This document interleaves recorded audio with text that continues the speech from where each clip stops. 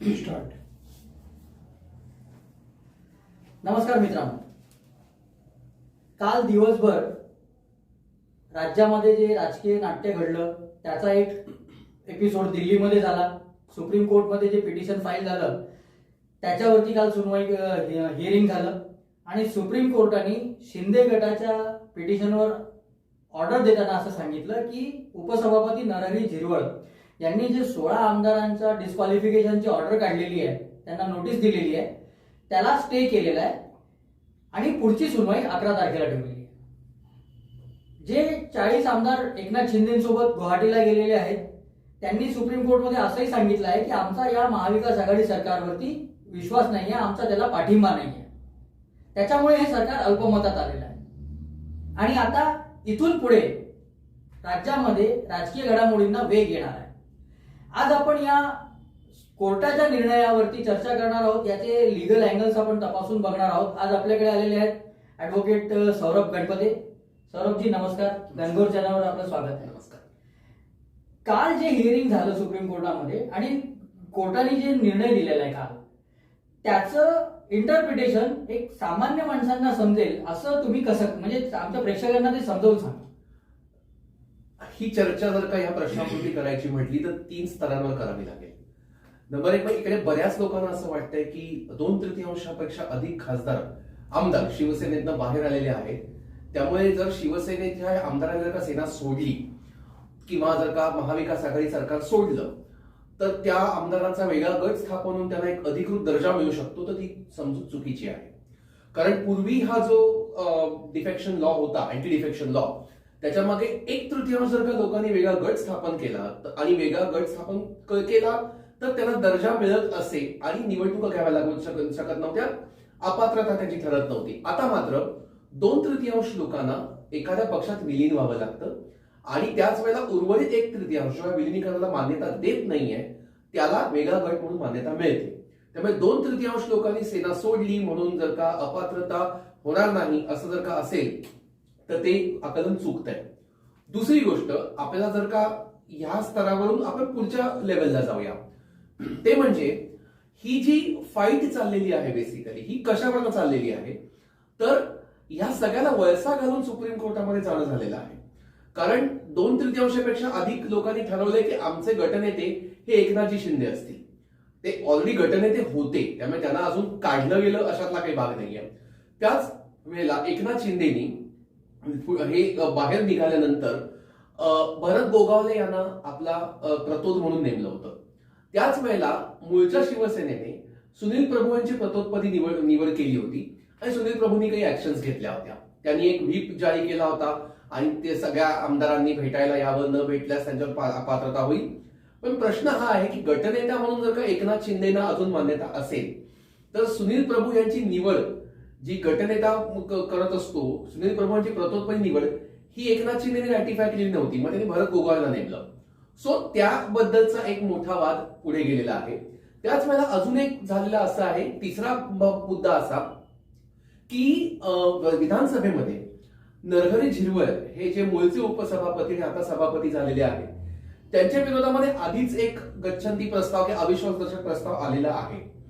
आता सभापतीची सीट रिकामी असताना उपसभापती जेव्हा त्या सीटवर बसतात तेव्हा सभापतींचे सगळे अधिकार, हक्क, कर्तव्य, जबाबदाऱ्या त्यांच्या असतात, ते स्थान त्यांना असतं. त्यामुळे जर उद्या असा प्रस्ताव येतो तेव्हा सभापती असा प्रस्ताव विचाराधीन असताना, म्हणजे पेंडिंग असताना सभागृहात सभापती म्हणून भाग घेऊ शकत नसतो. आमदार किंवा सदस्य म्हणून भाग घेतो पण सभापती म्हणून भाग घेऊ शकत नसतो. अशा सिच्युएशन मध्ये नरहरी झिरवळ ज्यांच्या विरोधात आधीच असा एक ठराव आलेला आहे, त्यांचा जो निर्णय आहे 16 आमदारांना अपात्र ठरवायचा, त्या निर्णयाचं नेमकं स्थान काय, तो निर्णय रद्दबातल केला का जाऊ शकत नाही, हा प्रश्न घेऊन सुप्रीम कोर्टात जाणं झालेला आहे. त्याच वेळेला सुप्रीम कोर्टामध्ये रिट पिटिशन दाखल झाले ह्या 2-3 गोष्टींबद्दल. आणि त्याच वेळेला जे आमदार आहेत त्यांना आपल्या जीवाची भीती आहे, कुटुंबाला जीवाची भीती आहे, तर त्यांच्या संरक्षणासाठी म्हणून एक मूलभूत हक्क हा विषय घेऊन कलम 32 अन्वये सुप्रीम कोर्टात हे जाणं झालेलं आहे. आता सुप्रीम कोर्टाने म्हणजे काल जे अभिषेक मनु सिंघवी वकील होते सुप्रीम कोर्टामध्ये, त्यांनी असं म्हटलं की आता नेक्स्ट हिअरिंग 11 तारखेला आहे, तर तोपर्यंत अविश्वास प्रस्ताव येणार नाही, आणला जाऊ नाही असं तुम्ही आदेश द्या, कोर्टाला त्यांनी विनंती केली. पण सुप्रीम कोर्ट त्याच्यावरती असं म्हणालं की जो प्रश्न आमच्या समोर नाही आहे त्याच्याबद्दल आम्ही काही निर्णय देणार नाही, त्याच्याबद्दल आम्ही काही बोलणार नाही, ते जेव्हा होईल तेव्हा आपण बघू. तर आता 11 तारखेपर्यंत वेळ आहे. हे जे 40 आमदार आहेत शिवसेनेचे फुटून तिकडे गेलेले आणि त्यांच्यासोबत असलेले अपक्ष आमदार, हे सगळे मिळून 36 तासामध्ये राज्यपालांना लेटर देणार आहेत की या सरकारवर आमचा विश्वास नाही आहे. तसं त्यांनी ऍफिडेव्हिट सुप्रीम कोर्टमध्ये सुद्धा केलेलं आहे, कालच्या पिटिशन सोबत ते जोडलेलं आहे. या परिस्थितीमध्ये राज्यपाल काय करू शकतात, म्हणजे राज्यपाल काय करतील असं तुम्हाला वाटतं? राज्यपालांकडे ऑप्शन्स काय आहे? राज्यपाल काही करू शकतात. राज्यपालांच्या ताकदी ह्या फार अफाट असतात अनेक बाबतीमध्ये. आपण थोडंसं ह्याला पहिल्यापासून घेऊया. हे सगळे जे आमदार आहेत हे 36 तासामध्ये येतील आणि राज्यपालांना पत्र देतील असा एक अंदाज आहे. या आमदारांनी सुप्रीम कोर्टात ही केस दाखल करून सुप्रीम कोर्टाने ऍक्सेप्ट पण केली आहे. या आमदारांनी आपला एक तर स्टँड अधिकृतपणे स्पष्ट केलेला आहे. हा अधिकृत आहे तर नक्की आहे, कारण कोर्टात जाऊन त्यांना म्हणणं बदलता येणार नाहीये, बरोबर आहे. मग हा अधिकृत जो स्टँड आहे हा औपचारिक कसा होईल, कारण शेवटी औपचारिक असणे महत्वाचं आहे. कोर्टात त्यांनी मांडलेलं म्हणणं ते जेव्हा राज्यपालांकडे जाऊन सांगतील की आम्ही या सरकारचा पाठिंबा काढून घेत आहोत, तेव्हा त्याला औपचारिकता येईल. आता त्याच्यामध्ये असं झालंय की कुठेही पक्षाने व्हीप नव्हता जारी केला. व्हीप जारी केला नसल्यामुळे तो मोडण्याचा प्रश्नच येत नाहीये. आता या सिच्युएशन मध्ये जर यांचं वागणं हे पक्षाच्या एकंदरीतच पक्षाच्या कृत्यांच्या विरोधात आहे, किंवा जर ह्यांनी आतापर्यंत विधानसभेच्या विरोधी पक्षनेत्याला पाठिंबा दिलेला आहे असं घडलं नाहीये, दोन्हीपैकी घडलं नाहीये, तर ह्यांचं वागणं हे पक्षाच्या विपरीत म्हटलं जाणार नाही, बरोबर. आता यामध्ये हे कोर्टात हे राज्यपालांना जाऊन सांगतील की आम्ही महाविकास आघाडी सरकारचा स्टँड आता काढून घेतोय संपूर्णपणे, आणि राज्यपालांना ज्या वेळेला वाटेल की आता हे सरकार अल्पमतात आलंय, त्यावेळेला राज्यपाल या सरकारला आपलं बहुमत सिद्ध करायला सांगू शकतात. अभिषेक मनु सिंघवींबद्दल मला आदर आहे, पण मला थोडं आश्चर्य वाटलं की त्याचे गेलेच कसे. याचं कारण अविश्वासदर्शक प्रस्ताव येणार नाही किंवा फ्लोर टेस्टिंग होणार नाही अशी आम्हाला हवी आहे. सुप्रीम कोर्ट कधीही राज्यपालाला सांगत नाही की हे करू नका. सुप्रीम कोर्ट राज्यपालाने एखादी गोष्ट केली की त्याच्या मेरिटमध्ये जातात आणि जर खरी असेल तर लवकरात लवकर सिद्ध करायला सांगतात. फॉर एक्झाम्पल, कर्नाटकामध्ये जेव्हा येडियुरप्पांना शपथ दिली होती राज्यपालांनी झटपट, त्यावेळेला काँग्रेस आणि जेडीएसने राज्यपालांना पत्र दिलं होतं पाठिंब्याचं. त्यांच्याकडे पूर्ण सरकारचं पत्र होतं. ते पत्र घेऊन सुद्धा राज्यपालांनी सर्वात मोठा पक्ष म्हणून येडियुरप्पांना भाजपच्या आमंत्रित केलं होतं. त्यावेळेला सुप्रीम कोर्टने हे नाही म्हटलं की तुम्ही हे चूक केली, तुम्ही हे असं का केलं, अधिकारबाह्य आहे. त्यावेळेला सुप्रीम कोर्टने म्हटलं ठीक आहे, केलंय ना, ठीक आहे, 3 दिवसात बहुमत सिद्ध करून दाखवा. येडियुरप्पांना राजीनामा द्यावा लागला होता. 80 तासाचं सरकार देवेंद्र फडणवीस आणि अजितदादा पवारांचं आलं होतं. त्याही वेळेला असं झालं होतं की त्याही वेळेला शिवसेना, काँग्रेस, राष्ट्रवादी यांचं एकत्रित सरकार यायचं तेव्हा घाटलं होतं. म्हणजे 11 नोव्हेंबरला अरविंद सावंतांचा राजीनामा आहे मंत्रिपदावरून, म्हणजे तेव्हा शिवसेना बाहेर पडणार वरच्या सरकारवरनं केंद्रातल्या, हे तेव्हा सिद्ध आलं होतं. आणि त्याही अवस्थेमध्ये ज्या वेळेला राज्यपालांनी 80 तासाच्या सरकारसाठी देवेंद्र फडणवीस आणि अजितदादा पवारांकडनं जेव्हा ते पत्र घेतलं, त्याही वेळेला सुप्रीम कोर्टने हे नाही विचारलं की तुम्ही हे का केलं, तुम्ही चुकीचं केलं, घटनाबाह्य केलं, अधिकारबाह्य केलंय ना, आता सिद्ध करून दाखवा. त्यामुळे जर का राज्यपालांनी हा असा निर्णय घ्यायचा असेल, ते निर्णय घ्यायला ते मुक्तियार आहे. सुप्रीम कोर्ट त्या निर्णय घेण्यापासून थांबवू शकत नाही.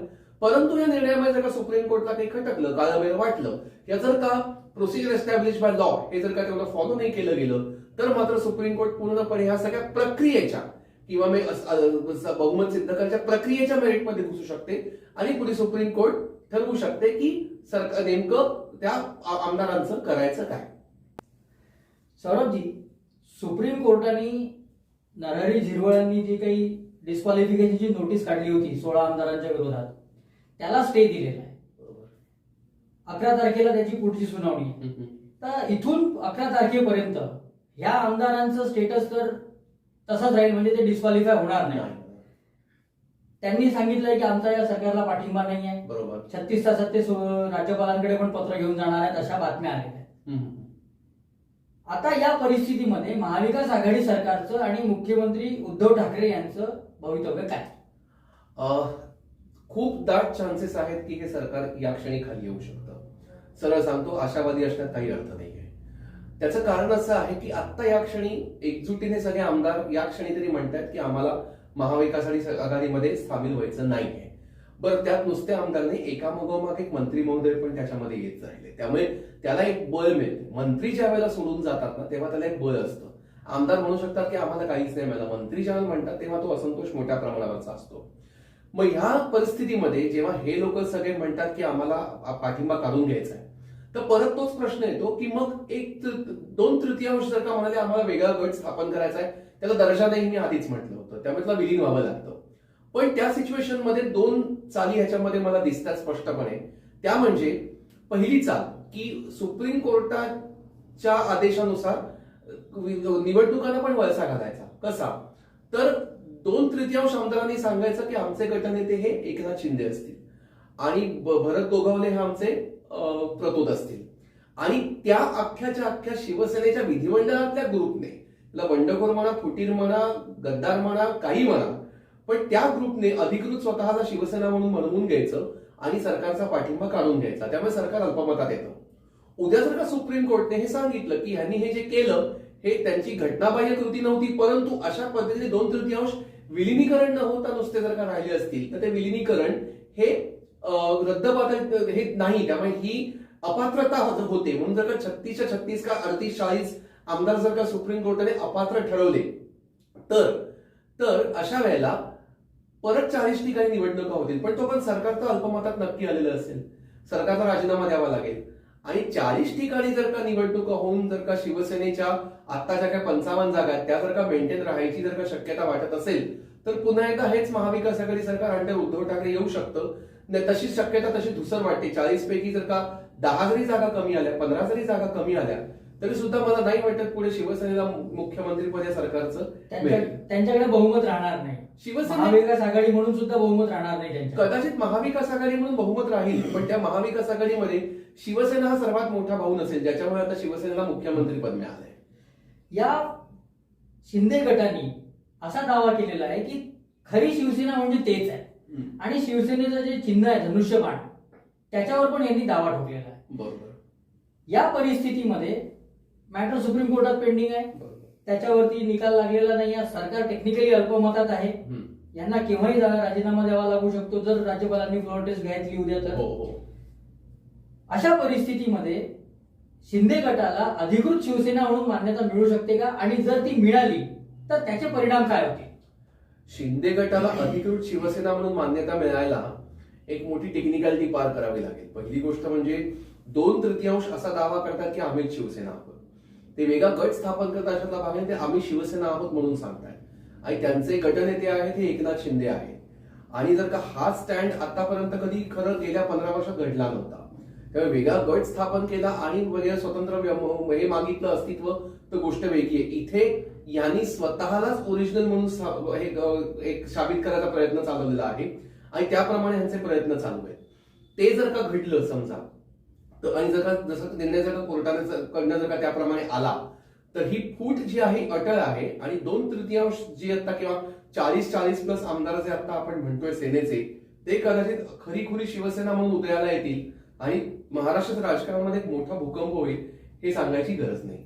म्हणजे सध्याची परिस्थिती बघता एक तर सरकार पण अल्पमतात आलेलं आहे, उद्धव ठाकरेंची मुख्यमंत्री म्हणून खुर्ची पण धोक्यात आहे, आणि पक्षप्रमुख म्हणून ती खुर्ची सुद्धा सध्या आपण असं म्हणू शकतो की धोक्यात आलेली आहे. जर शिंदे गटाला मान्यता मिळाली ओरिजिनल शिवसेना, खरी शिवसेना म्हणून, तर उद्धव ठाकरेंचं पक्षप्रमुख पद आणि मुख्यमंत्री पद हे दोन्ही आजच्या तारखेला धोक्यात आले. अजून एक फक्त सांगायचं राहिलं माझं की आता सभापती तर नाना पटोले तर नाहीच आहेत. ओके, उपसभापतींविरोधामध्ये अविश्वासदर्शक प्रस्ताव, मग सभापती पदावर कोण असेल? राज्यपाल आपल्या अखत्यारीत एका माणसाची नेमणूक करू शकतात. ती व्यक्ती हे सगळं कामकाज पुढे रेटून नेऊ शकते. त्यामुळे त्याही सिच्युएशन मध्ये हे जरी दोघं नसले तरी सुद्धा अविश्वासदर्शक प्रस्ताव जर का आला तर तो रेटून न्यायची जबाबदारी राज्यपालांची, त्यांनी नेहमी त्या सभापती पदावरच्या तात्पुरत्या सभापती पदावरच्या माणसाची असेल.